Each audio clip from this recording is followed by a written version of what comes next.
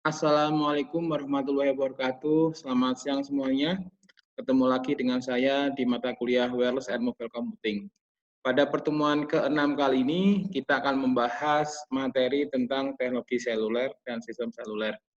Saya akan memulai materi kali ini dengan mempresentasikan slide yang sudah saya siapkan. Baik, kita mulai materi kita adalah teknologi seluler. Ya. Sebagai pengantar, teknologi seluler ini adalah salah satu teknologi yang saat ini sedang berkembang sangat pesat, merupakan teknologi informasi dan komunikasi salah satunya. Kemudian komunikasi menggunakan kabel mulai ditinggalkan karena manusia sekarang tidak bergantung pada teknologi kabel lagi, karena membutuhkan kepraktisan dalam melakukan komputasi, ya, komputasi bergerak. Kemudian jaringan kabel telah mengubah peran jaringan kabel dengan membawa keunggulan dalam kepraktisan, keefisienan, dan efektivitas, sehingga jaringan kabel telah berhasil memuaskan penggunanya. Kemudian teknologi seluler ini berevolusi dari sistem analog ke digital, dari yang dulunya analog ke digital, dari yang dulunya switching circuit menjadi switching paket. Dan evolusi teknologi seluler sendiri dibagi menjadi beberapa generasi, dimulai dari generasi pertama sampai generasi keempat. Generasi kelima akan segera hadir dan kita tunggu saja kehadirannya dalam beberapa tahun ke depan. Pertama yaitu One Generation, teknologinya adalah AMPS, Advanced Mobile Phone System. Kemudian berkembang lagi menjadi 2G atau GSM, Global System for Mobile Communications. Kemudian berkembang lagi ada teknologi 2.5G, yaitu teknologinya GPRS, General Packet Radio System. Kemudian berkembang lagi ya karena manusia terus melakukan penelitian, terus ingin mendapatkan kecepatan yang lebih ya dan fitur yang lebih sehingga akan dikembangkan terus ya. Muncullah 3G atau UMTS, Universal Mobile Telecommunication System. Kemudian ada muncul lagi 3.5G, di antara perpindahan 3G ke 4G ada 3.5G, yaitu teknologi HDPA, High Speed Download Packet Access. Kemudian yang saat ini kita rasakan adalah 4G atau Long Term Evolution Technology, LTE. Dan sebentar lagi akan segera muncul standar baru yang kita sedang tunggu-tunggu, yaitu 5G. Kemudian di antara 1G sampai 5G tentunya ada perbedaan ya. Kita analogikan di sini kalau 1G itu seperti skateboard ya kecepatannya. Kemudian 2G adalah seperti sepeda. Kemudian kecepatan 3G seperti kecepatan mobil, kecepatan 4G seperti kecepatan pesawat, dan 5G nanti diharapkan kecepatannya akan seperti jet, pesawat jet ya. Kemudian kemampuannya kalau dulu analog telepon hanya suara saja, kemudian di 2G di dalamnya ada transisi 2.5G ya, kemudian itu bisa menggunakan voice, SMS, email, dan seterusnya. Kemudian ada 3G, 3G ini bisa SMS, bisa email, ya, bisa sudah internetan, ya, kemudian video dan sebagainya. Kemudian 4G, 4G ini adalah condition the current conditions, di mana kita saat ini sudah menggunakan 4G dalam kehidupan sehari-hari, dan seperti saat ini kondisi pandemi, tentunya kita sering menggunakan teknologi seluler ini untuk melakukan video conference, ya, paket data yang internet dengan pada jaringan seluler, gitu ya. Kemudian 5G nanti mudah-mudahan sebentar lagi akan segera ada standar dan bisa diterapkan, diaplikasikan di Indonesia. Kemudian teknologi wireless diklasifikasikan menjadi dua, ada fixed wireless dan mobile wireless. Di sini wireless adalah wireless communication ya. Ada fixed wireless di mana menggunakan teknologi wireless tapi tidak bisa digunakan secara mobile ya. Sehingga di sini dibedakan ada fixed wireless dan mobile wireless. Contoh dari fixed wireless sendiri dibagi menjadi non seluler dan seluler.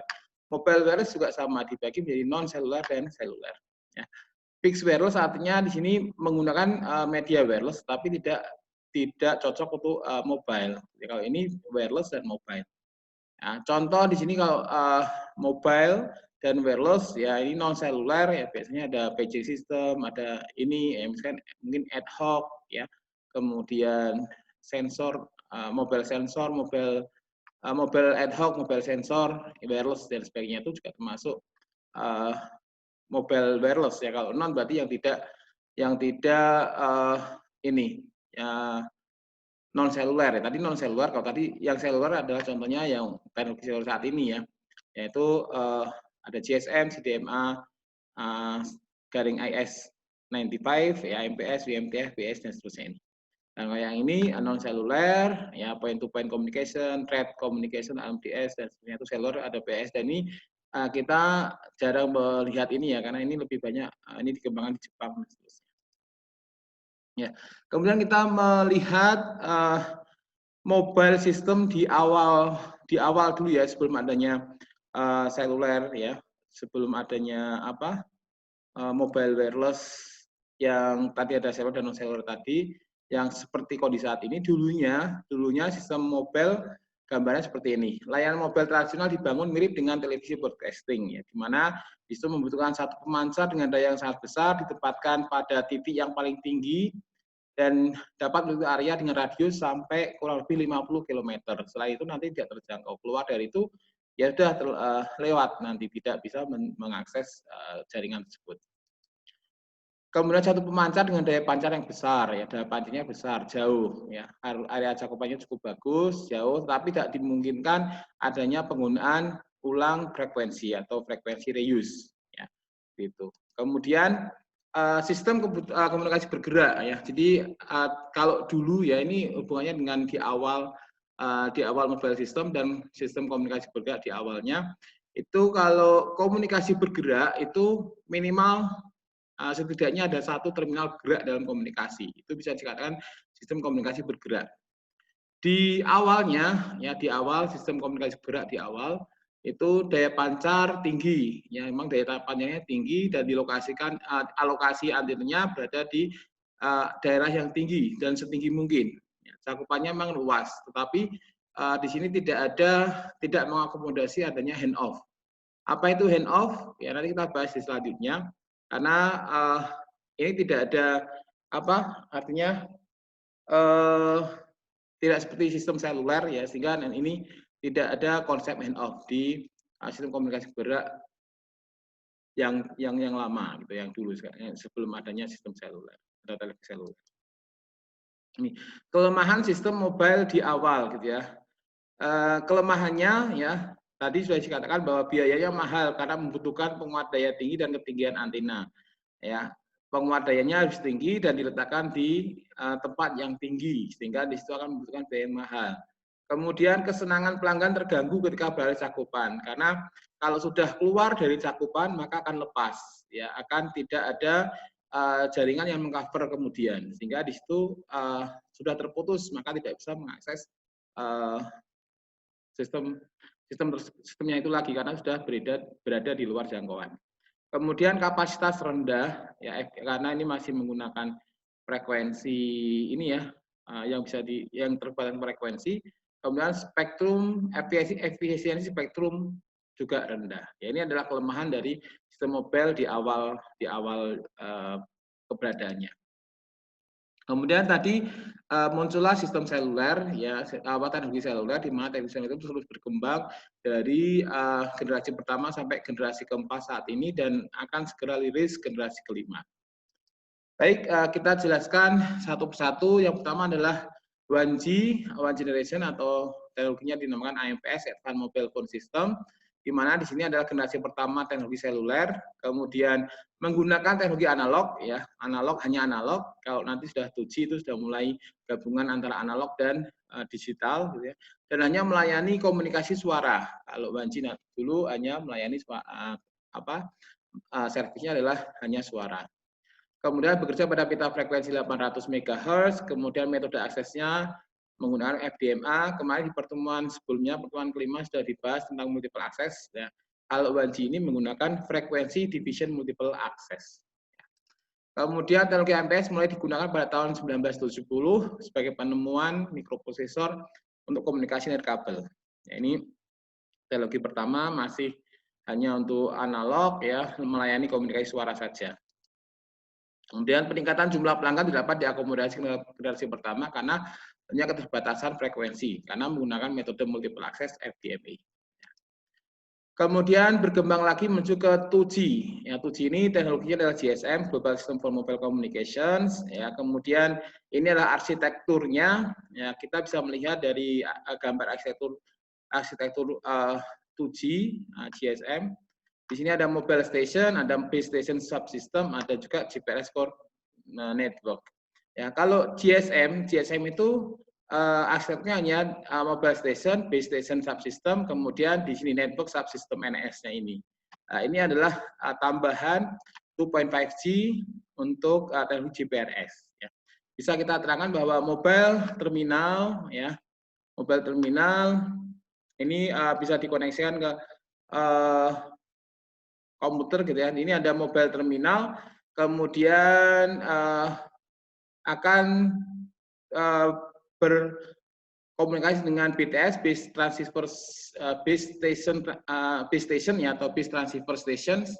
Di sini ada interface-nya udara ya, kemudian di sini ada tentunya ada sinyal, ada ini ya, bisa digunakan oleh sini. Kemudian BTS ini ya, berapa BTS akan di cover oleh BSC ya. Base Station Controller. Ya, Base Station Controller ini akan mengontrol base station. Satu BSC biasanya mengontrol 8 BTS. Ya. Kemudian BSC ini akan terhubung dengan Mobile Switching Controller. Ya, nanti di sini ada MSC atau di sini yang disebut adalah sebagai servernya gitu ya. Di mana di sini ada VLR atau VLR ya, dan HLR nanti ya, di mana di sini di network subsystem ya, di sini nanti bisa connect ke PSTN, ke telepon rumah ya, kemudian di sini akan mencari ke home location register kalau di situ alamat tujuannya adalah sama operator ya, kemudian kalau beda nanti akan dicari di VLR ya, visitor location register ya. Nanti home location register di mana home-nya ya, sebagai home-nya itu ada signal system 7 network di sini pakai signal system ya. Signalingnya. Kemudian ini bagian ini adalah yang GSM. Kemudian di sini ada tambahan satu lagi namanya PCU ya. PCU di sini ditambahkan di BSS ya, pakai control unitnya di sini untuk connect ke SGSN ya. Server Gateway Support Node. Ya, ini GPRS Gateway Support Node. Ya, nanti di sini ada GPRS Backbone IP Network. Ya. Di sini nanti baru bisa connect ke internet. Kalau dulu di 2.5G GPRS itu sudah bisa connect internet dengan limited tentunya ya. Ada keterbatasan bandwidth di sini, sehingga di sini cukup bisa tapi belum memuaskan ya, belum memuaskan. Sehingga bisa connect seorang user ya, end user nanti bisa mengakses internet pada jaringan GPRS ya. Ini kalau 2G dan 2.5G sebenarnya ada dalam satu arsitektur, hanya ada tambahan PCU, kemudian ada SGSN dan GGSN. Ya, kemudian ada GSM frame structure ya, di sini ada berapa frame, multiple frame ya, misalnya di sini ada 51 frame TDMA, dalam satu frame nanti ada 8 time slot gitu ya, ada time slot di mana di sini pakai TDMA ya, time division multiple access kalau GSM. Kalau tadi di AMPS masih menggunakan analog ya, pakai FDMA, kemudian kalau GSM sudah menggunakan TDMA ya, TDMA. Di mana di sini bisa dilihat dalam satu time slot itu ada isinya namanya bars, content of time slot. Satu time slot ada bars ya, isi dari time slot tersebut. Nah, ini ada ukurannya ya. Jadi ini adalah GSM frame structure-nya. Kemudian masuk ke 2.5G GPRS masih dalam satu jaringan, arsitektur jaringan dengan 2G tadi ya, karena ada tambahan tadi, di mana GPRS network ini, jaringan GPRS adalah hasil dari pengembangan dari GSM. Secara teori, data rate dapat mencapai 172,2 kilobit per second, dan aktualnya yang sebenarnya dapat mencapai hanya mencapai kira-kira 115 kbps.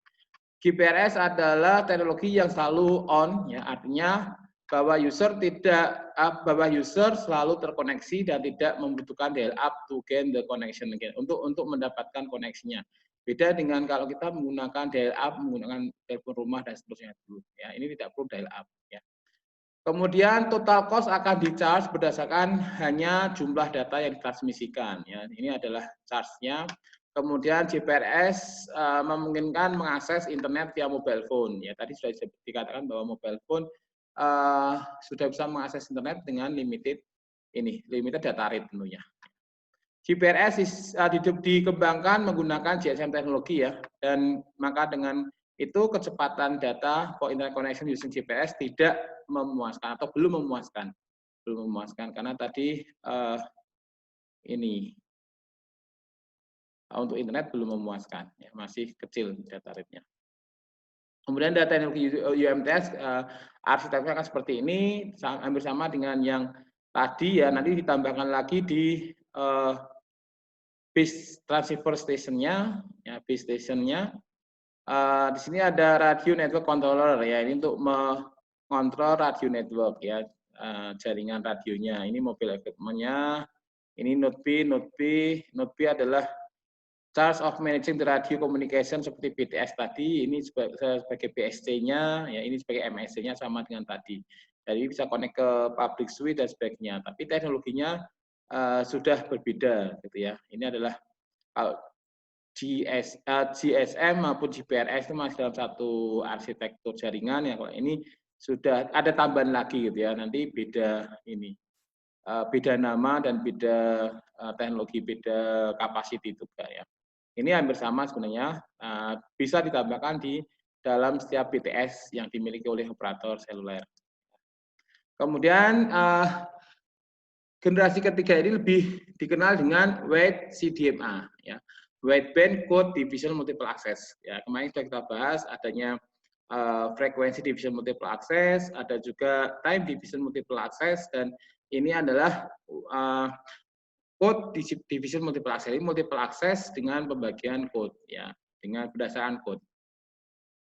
Data transmission rate up to 2 megabit per second ditawarkan untuk fixed user ya, dengan bandwidth 5 MHz ya, dengan MHz. User diizinkan untuk mendapatkan bandwidth yang bervariasi sesuai dengan permintaan user, yang mana satu dari action feature dari UMTS ini adalah salah satu fitur terbaik dari UMTS network. Kemudian satu dari most famous example of service, dari satu dari layanan, contoh layanan yang paling terkenal dari 3G adalah video call, ya 3G video call, yang mana image our friend ya, gambar dari teman-teman kita dapat berbicara dapat kita lihat dalam mobile phone yang menggunakan teknologi 3G.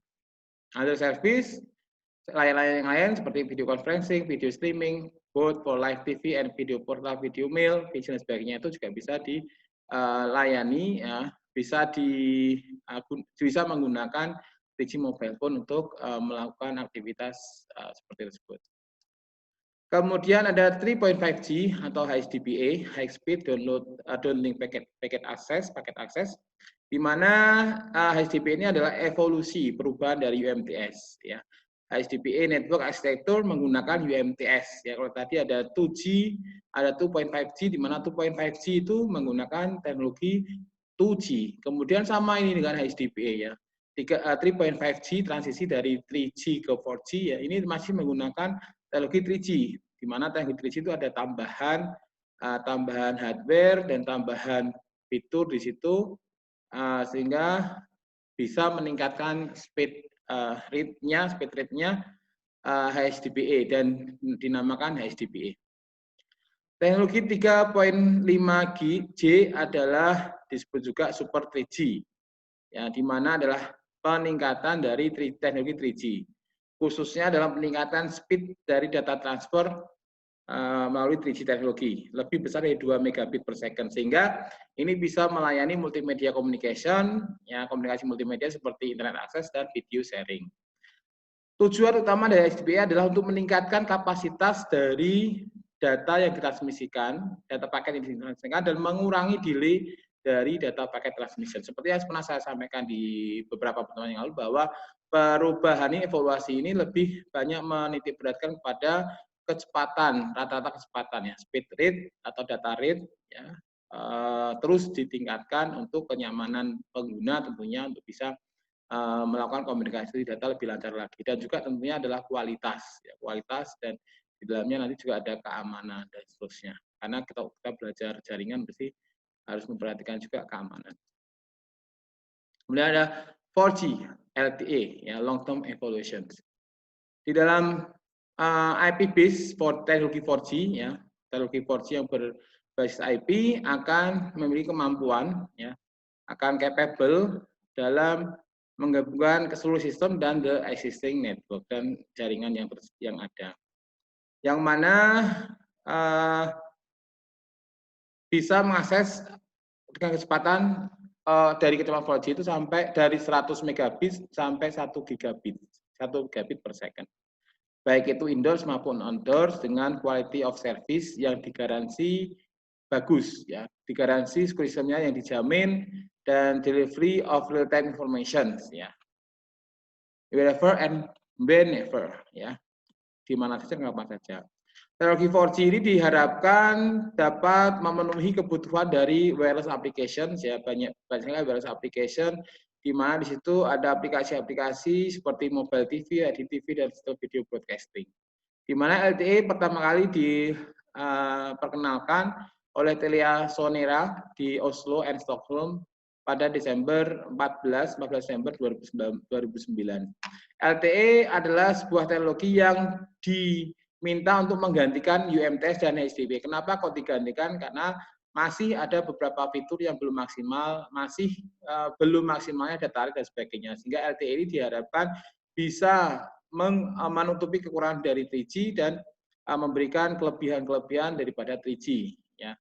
Diharapkan menjadi standar globally mobile phone pertama. Ya, ini nanti ini 4G ya, 4G yang saat ini kita bisa merasakan manfaatnya bersama-sama.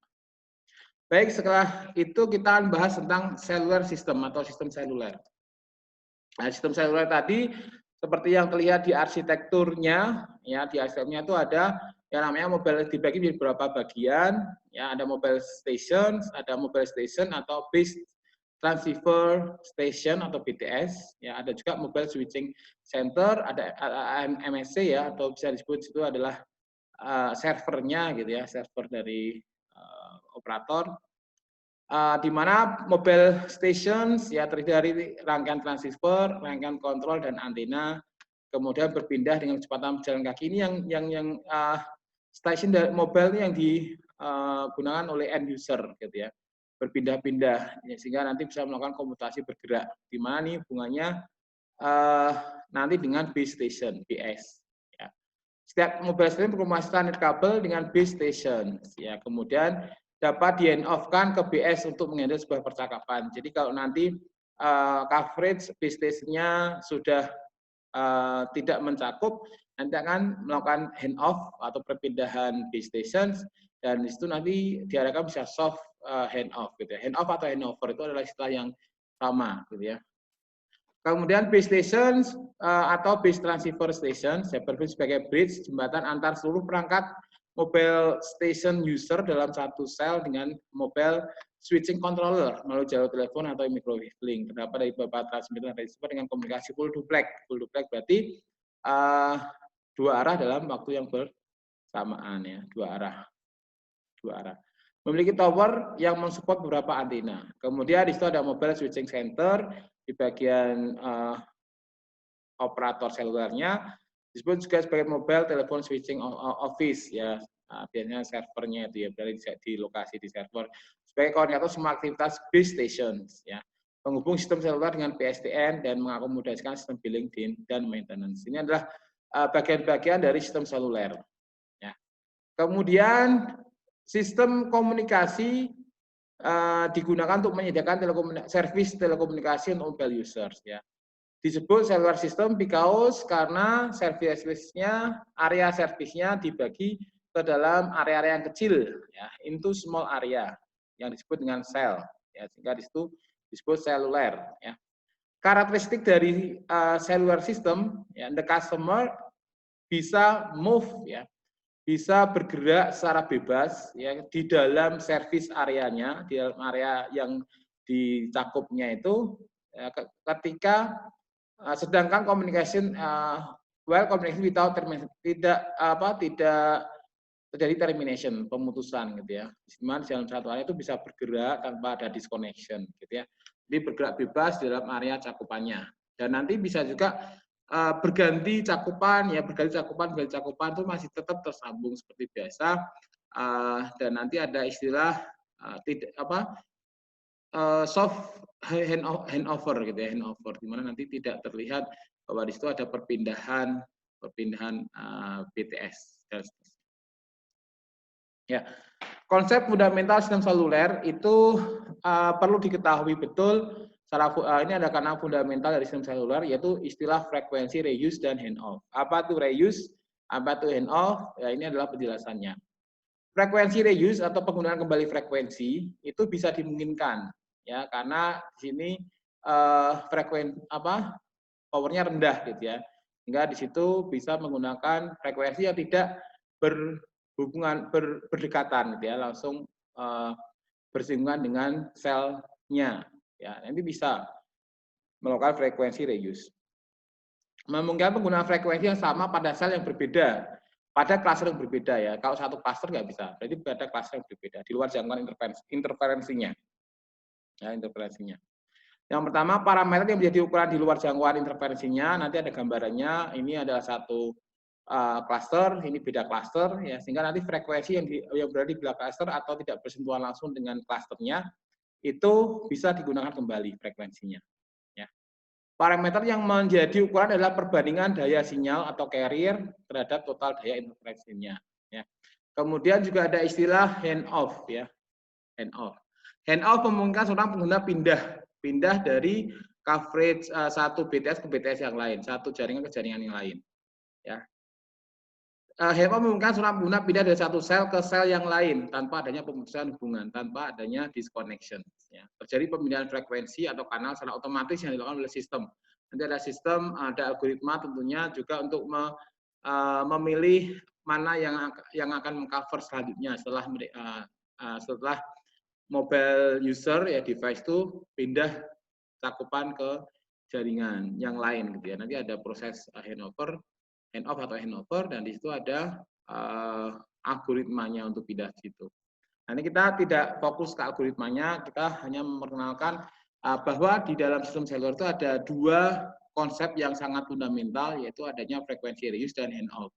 Apa itu frekuensi reuse, apa itu handoff? Ya, frekuensi reuse dari namanya berarti penggunaan kembali frekuensi yang sama, tapi beda sel yang dimana beda selnya itu tidak dalam satu klaster atau di luar, atau tidak bersinggungan langsung dengan dirinya, dengan selnya. Ya, itu bisa digunakan lagi frekuensi karena memiliki power yang rendah. Gitu ya. Kemudian handoff tadi sudah kita jelaskan, ada perpindahan. Ini ya contohnya ini.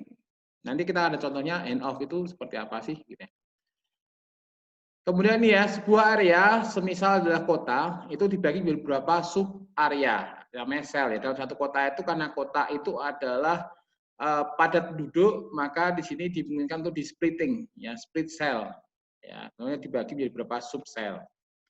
Setiap sel rata-rata ukurannya adalah 26 km persegi, ya, 26 km persegi. Jadi kalau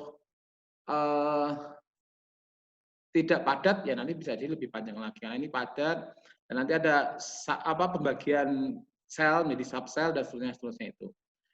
Scoop ya, scoop dari hexagon shape cell dan form a large hexagon grid. Nah, ini ada satu hexagon di mana di sini yang berhubungan, yang bersentuhan langsung dengan selnya ini tidak bisa dilakukan penggunaan frekuensi ulang, penggunaan frekuensi yang sama gitu ya. Kalau yang beda seperti ini bisa, ini kan karena tidak bersinggungan langsung dengan ini dan di luar klasternya. Ini kan satu klaster di sini ya. Maka mobile phone dan mobile station, base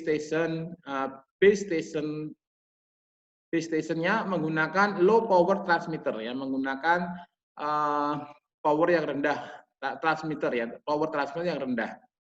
Ya, ini sehingga sama frekuensi ya, frekuensi yang sama bisa digunakan dalam sel yang tidak bersinggungan langsung. Ya. Setiap sel memiliki base station yang terdiri dari tower dan small building containing radio device. Ya. Tower dan small building yang berisi radio device. Ini adalah cellular system. Kemudian area splitting, tadi sudah dikatakan bahwa sebuah sel bisa di-split menjadi beberapa subsel gitu ya. Kemudian tujuannya apa? Tujuannya adalah untuk membagi area yang sangat padat, ya, yang sangat padat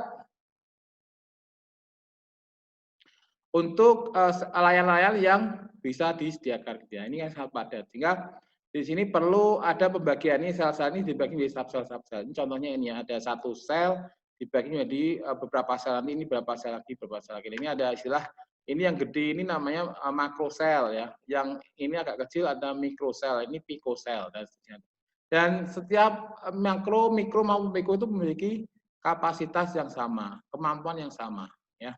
Ketika jumlah pelanggan meningkat dan mencapai jumlah maksimum yang dapat dilayani sel, maka sel-sel harus dibelah menjadi sel-sel yang lebih kecil dan masing-masing mempunyai jumlah kanal yang sama serta dapat melayani jumlah pelanggan yang sama seperti sel asalnya. Jadi seperti di perkotaan, contohnya mungkin di Semarang, karena Semarang itu padat penduduknya dan jumlahnya banyak. Untuk kenyamanan dari customer tentunya akan lebih baik dipecah menjadi beberapa subsel, gitu ya. Dan kita bisa lihat bahwa satu provider, cellular provider, bisa memiliki BTS yang banyak di beberapa tempat, ya. Karena di situ membutuhkan banyak subsel ya, karena banyak warga Semarang tentunya yang memiliki yang berlangganan ya, yang menggunakan provider yang sama, gitu ya. Sehingga di situ misalnya contoh Telkomsel misalkan itu banyak memiliki BTS di Kota Semarang karena memang selnya kecil-kecil karena banyak ini untuk kenyamanan pengguna dalam menggunakan komunikasi seluler. Dengan proses pembelahan sel, jumlah pelanggan potensial dapat ditingkatkan tanpa kebutuhan tambahan bandwidth. Ya. Cell splitting is the process of dividing the radio coverage of a cell site dalam jaringan seluler, wireless cellular system dalam 2 atau lebih new cell site. Cell splitting may be performed to provide additional capacity within the region of the original cell site. Ya. Nah ini cellular system architecture sel, ya.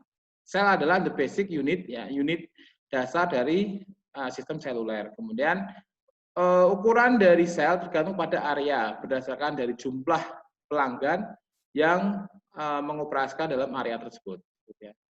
Disebut cluster karena ada beberapa sekumpulan sel gitu ya. Ini sel ini disebut sebagai cluster size, cluster ya, cluster. Dan satu cluster ini tidak ada yang namanya frekuensi use karena bersinggungan langsung, Ini kan sel satu bersinggungan dengan ini. Ini nanti ininya dengan ini dan seterusnya ini. Jadi dalam satu cluster itu tidak bisa menetapkan mengaplikasikan frekuensi reuse. Nah ini typical network layout ya untuk cellular system. Ya, di sini ada BTS, base transfer station ya. Di sini ada base station control BSC, di mana BSC biasanya mengcover 8 BTS gitu ya. Di sini ada mobile terminal, ya mobile user, mobile phone yang mengakses ke jaringan. Ini ada BTS, kemudian BTS ada BSC akan lari ke mobile switching center. Ya, mobile switching center nanti ada home location register bagi customer yang dalam satu operator, ya ini visitor dalam bidang operator.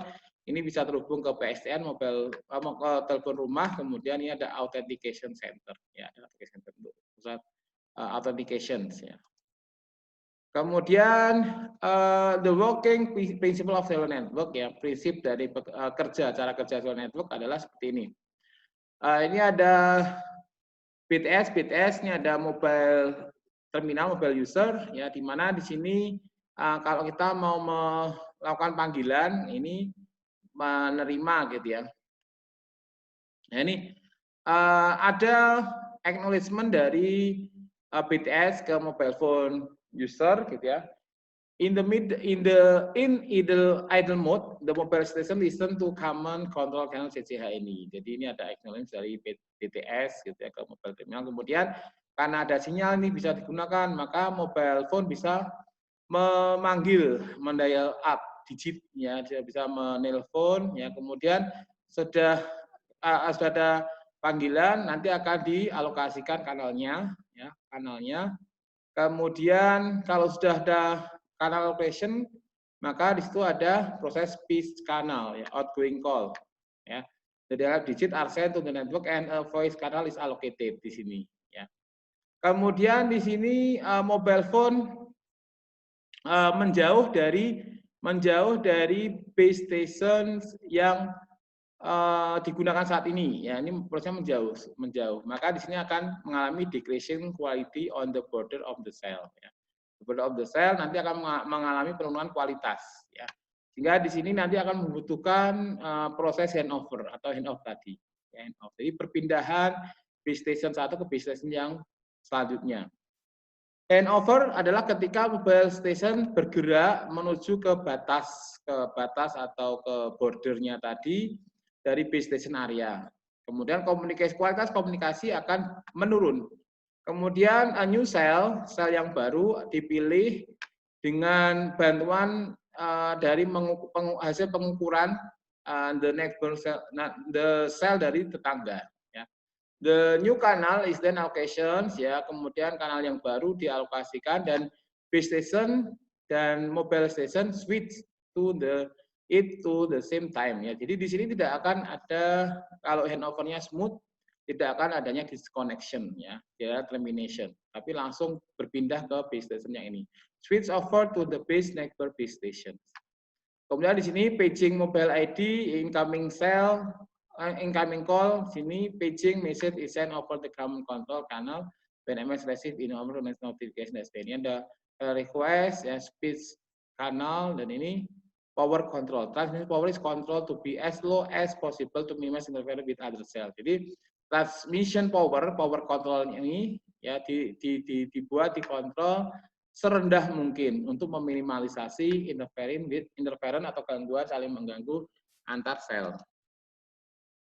Nah, ini konsep handover, ya, handover di mana di sini base station yang baru mobil ini bergerak terus menjauhi base station 1, kemudian mendekati base station 2. Maka di sini nanti akan terputus, ini akan datang menghandle dari mobile station ini. Ini masih sudah di perbatasan menuju ke edge, ya. Sehingga nanti di sini akan terputus, ini akan nyambung dengan base station 2. Ya, ini namanya proses handover.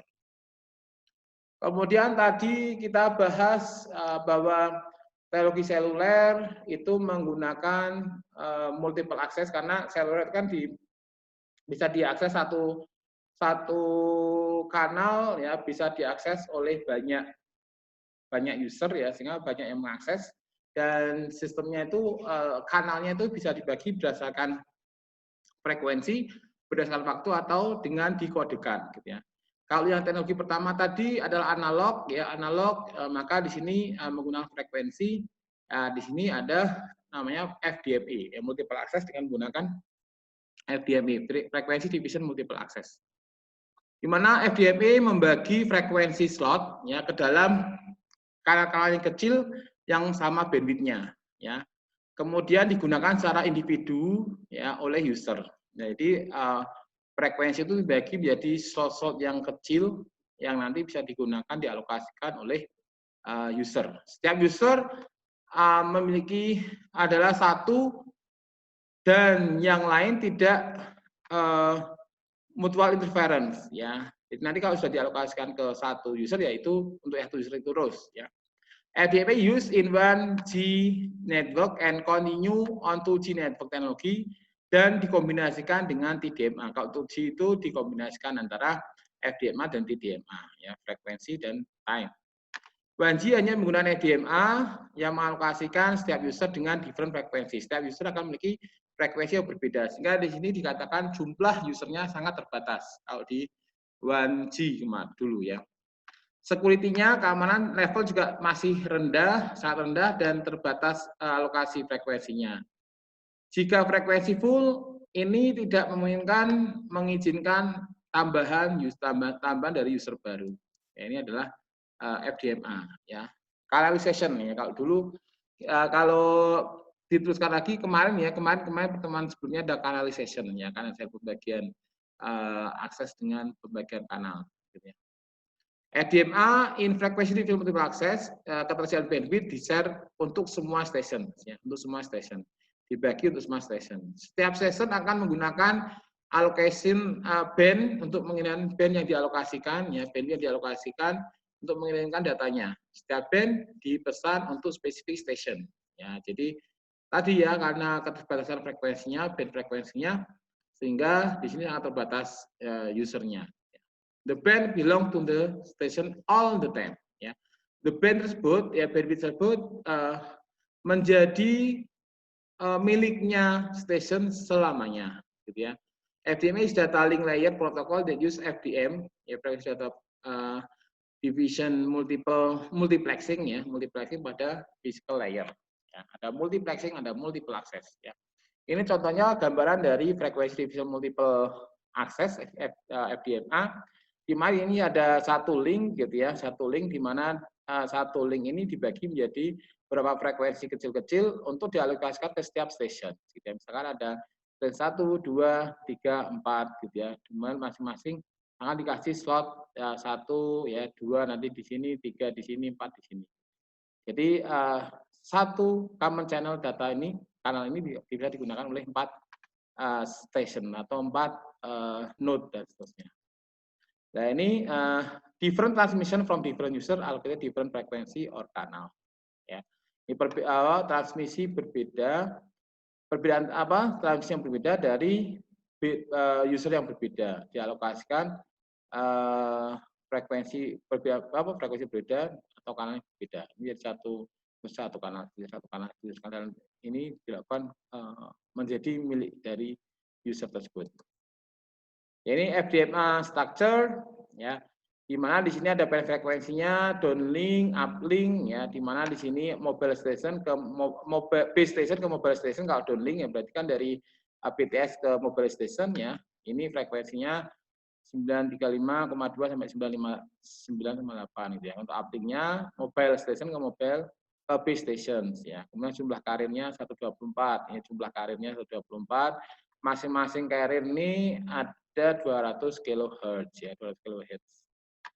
Duplex spacing 45 MHz ya. Artinya tadi jumlah karirnya ada 124 tadi. Ya ini FDM structure-nya. Kemudian TDMA, time division multiple access. Dalam TDMA kanal frekuensi tidak tidak secara permanen ya didesain untuk mobile user secara individual, tidak diperuntukkan oleh mobile user secara permanen gitu ya. Tapi ini digunakan bersama ya. Kalau tadi kan bedanya dengan FDMA. FDMA itu kalau dibagi frekuensinya ke user nanti menjadi miliknya user itu selamanya ya. Kalau yang ini tidak permanen. Tapi ini digunakan secara bersama dengan user yang lain tanpa perbedaan, tapi hanya dengan sebuah perbedaan waktu ya. The time difference, perbedaan waktu dibagi ke dalam section yang disebut TDMA time slot. Ya, ada time slot nanti. Yang mana kemudian diberikan secara individual ke mobile user. Ya, time slot satu frekuensi dibagi ke dalam time slot.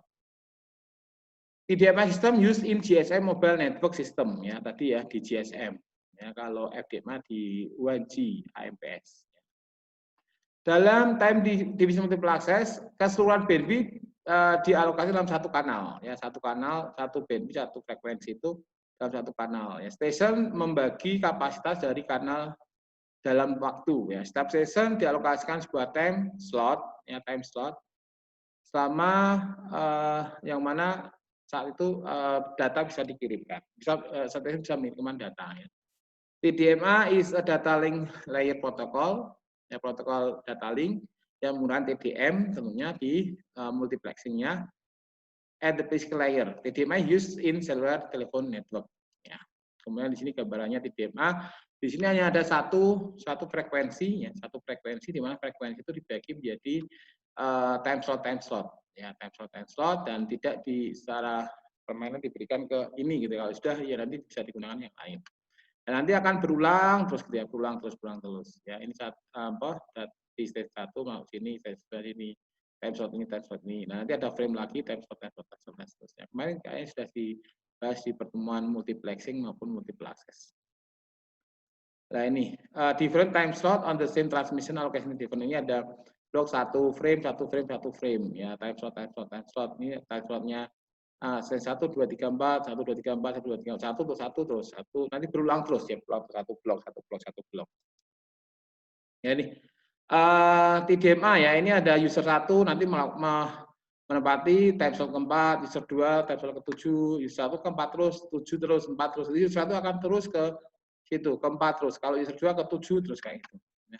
Basic kerja time division multiple access. Nah, ini proses contohnya dengan satu kanal bisa menyelesaikan conversion, bisa menangani ya sebuah conversion dengan 8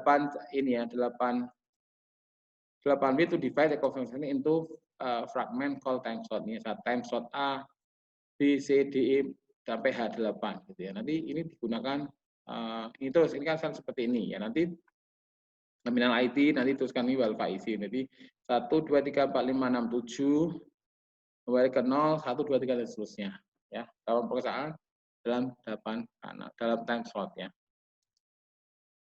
Kemudian CDMA ya, CDMA code division multiple access, di mana dalam CDMA setiap mobile user tidak akan dibedakan ya by frekuensi atau time. Jadi ini kalau CDMA itu tidak membagi secara frekuensi maupun time, tapi di sini sesuai dengan unique code ya. Jadi unique code-nya, kode uniknya ya, dikodekan nanti. Base station dan mobile user tidak mempunyai kemampuan untuk mengidentifikasi code dan membaca informasi yang berisi di dalamnya. Ya, base station dan mobile user tidak memiliki ya base station dan mobile user sebaiknya memiliki kemampuan untuk mengidentifikasi code dan membaca informasi yang berasal di dalamnya gitu ya. Informasi dari user diubah dari narrow band signal ke dalam wideband signal ya.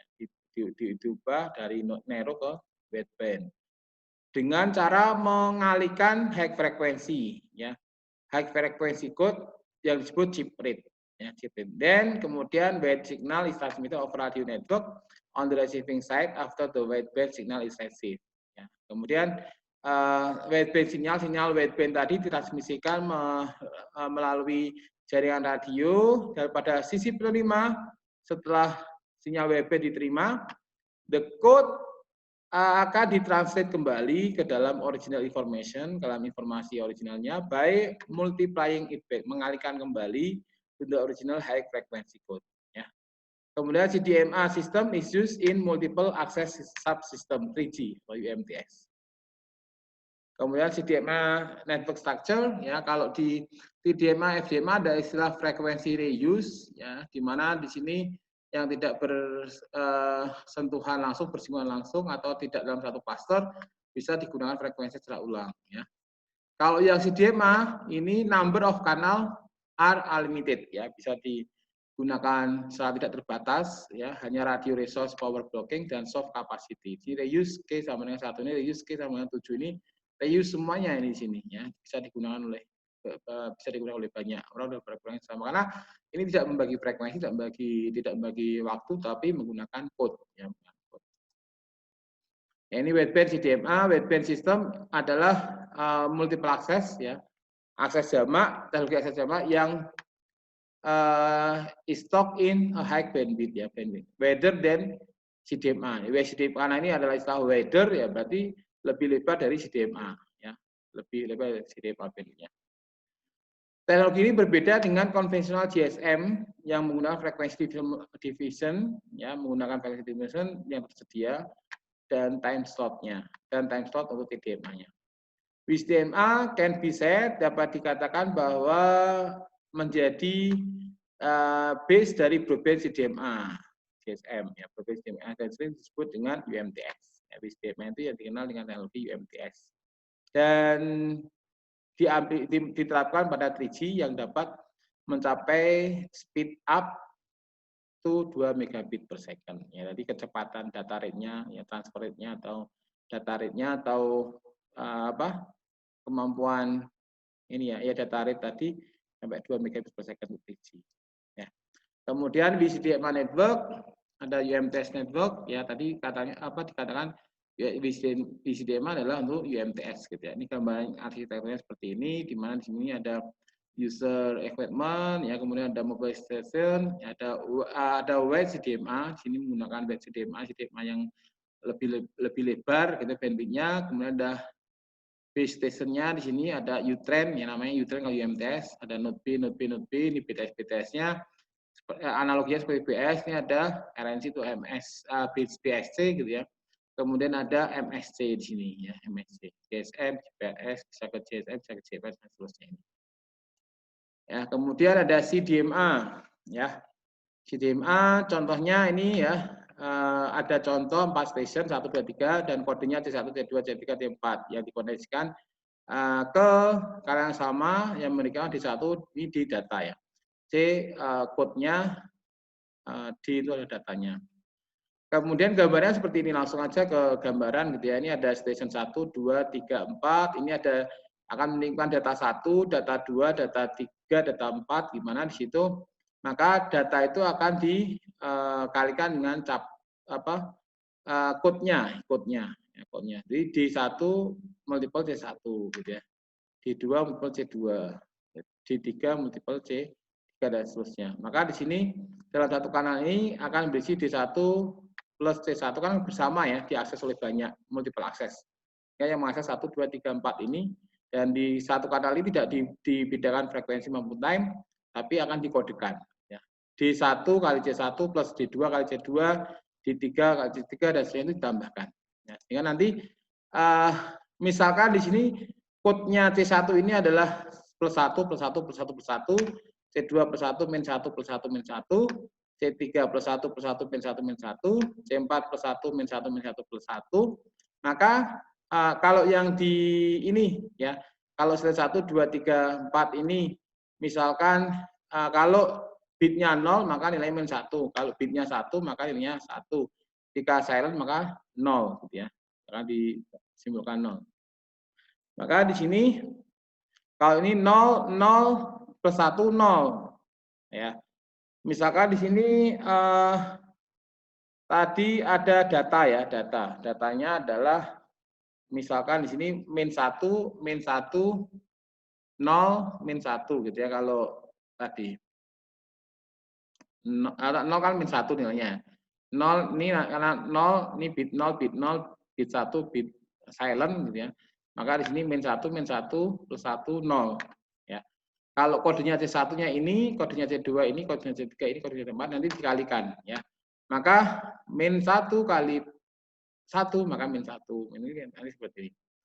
Min 1 kali plus 1 maka min 1 dan seterusnya. Min kali plus min ya. Min kali min plus dan seterusnya. Nanti akan dikumpulkan ini ditambahkan semua kan semua ini ya. Min 1, min 2 plus 1 berarti min 1, 0 berarti min 1. Dan ini adalah gabungan seperti ini. Nanti akan kalikan kembali sehingga nanti akan ketemu aslinya gitu ya. Aslinya. Tadi bit 0 ya seperti ini ya. Bit 0 yang ini ketemunya kan tadi min 1, min 1, min 1, min 1 gitu ya. Min 1, min 1, min 1, min 1. Maka gambarannya akan seperti ini, ada di lembah semua ini ya. Bit node 2 bitnya juga 0 ya. Node 2 bitnya juga 0. Ya, maka di sini bit 0, 2 nanti ketemunya 1, 1 ini. 1, 1, min 1, 1. Ya. 1, min 1 gambarnya seperti ini. Ini silent 0 ya.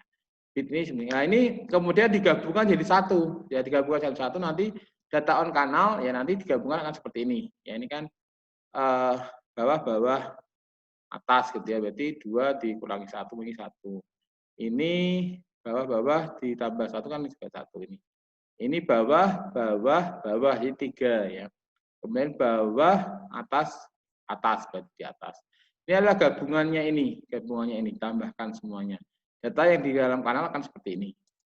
Kemudian nanti di dalam kanal seperti ini, ya base 2 code kan satu persatu ini ya. Nah, ini station 3 dapat mendetek data yang dikirimkan oleh station 2. Nanti ini akan inner product result ya, dikalikan akan jadi seperti ini.